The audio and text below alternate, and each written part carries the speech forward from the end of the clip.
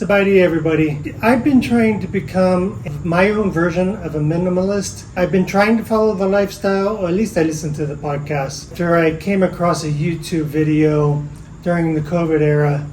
And before that, I was aware of the Marie Kondo variation of it, where you just kind of learn to eliminate things that are taking up room in your house, and it's a process of gratitude and then just letting things go. I watch various YouTube videos when I get inspired, and I listen to some podcasts. I get inspired with some of the techniques to declutter, and more importantly, how to prevent the clutter from ending up in your house that you end up tossing. But honestly, if you walked into my house here in Laos, I think most people would probably be like, wow, dude, you don't have much. But the truth is, some of the stuff I do have still annoys me. This is the absolute oxymoron of minimalism for me. Probably how it's more critical in retirement to live as minimalist life as you can, especially if you have kids who will eventually inherit your mess. The frustrating cycle of clearing out old junk you've never used while simultaneously waiting to pick up new junk you haven't bought yet or will buy that will eventually become junk. Fortunately for my budget and my situation, I live in a country where impulse shopping is actually not that easy. It's the most difficult in this country compared to anywhere else I've lived. Thank God for that.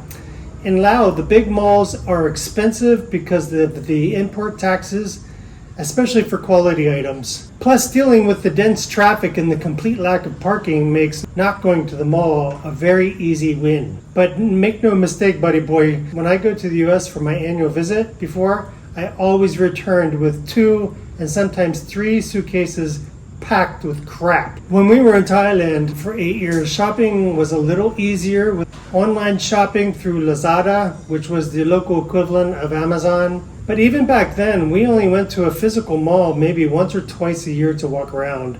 And usually because my wife would needed to buy new sneakers annually.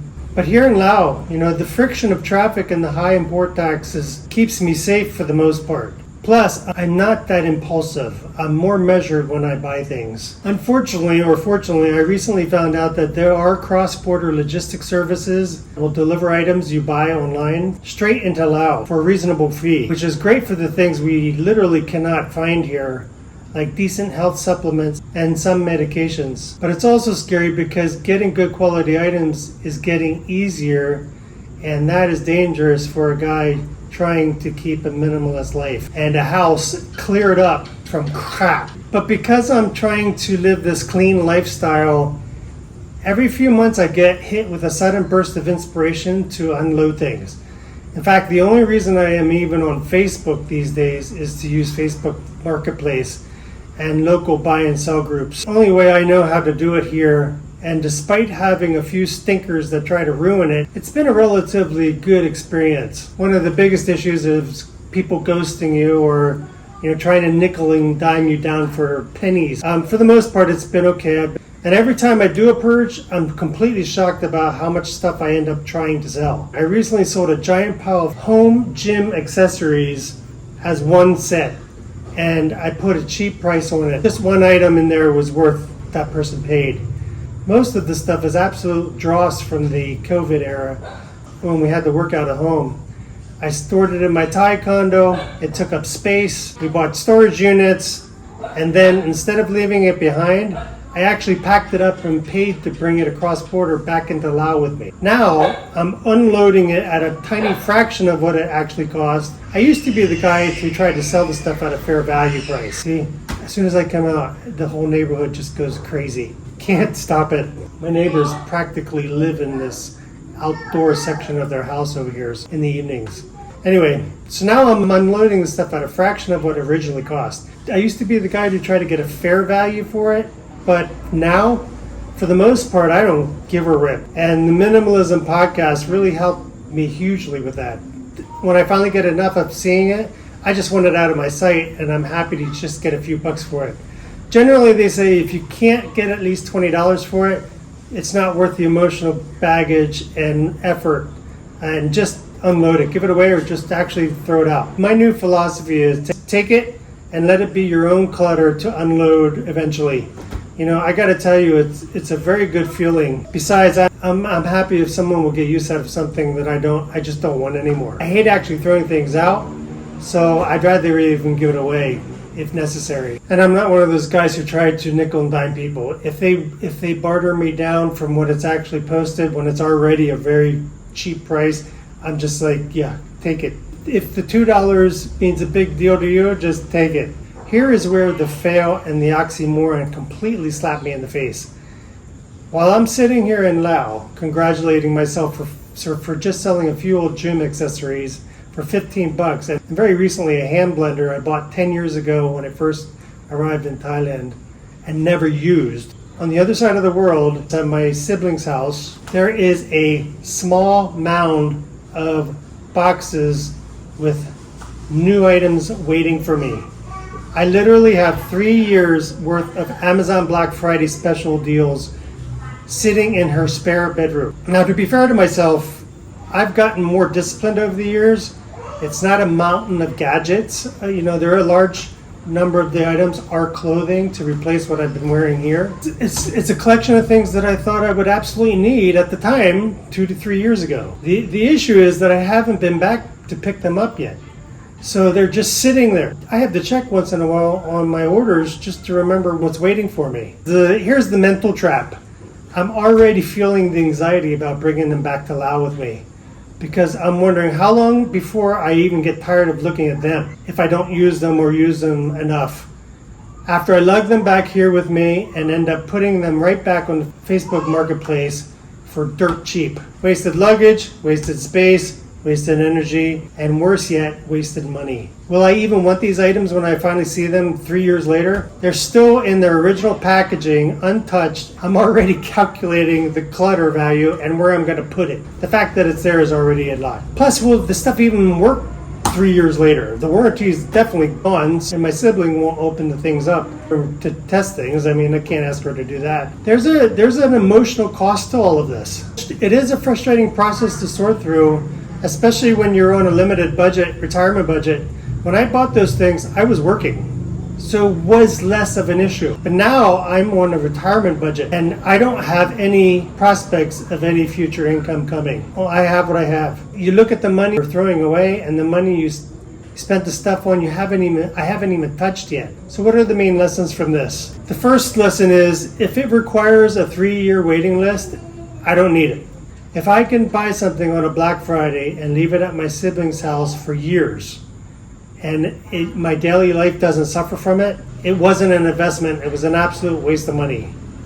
In early retirement, distance is your best friend. If you can't get it easily, use that time to let the desire die. To my credit though, I didn't know it would be 3 years to actually pick the stuff up. The second lesson is, if I'm only going to buy something in the US, I'll wait until I'm in the US to actually buy it and bring it back with me. I'll have limited budget and probably be much more selective, especially if I have to pay full price for it. And if I have to pay full price for it, really need it and want it, I'll just pay the full price for it. I have a friend in Thailand, her husband laughs at this, but she says she has the same problem doing online shopping.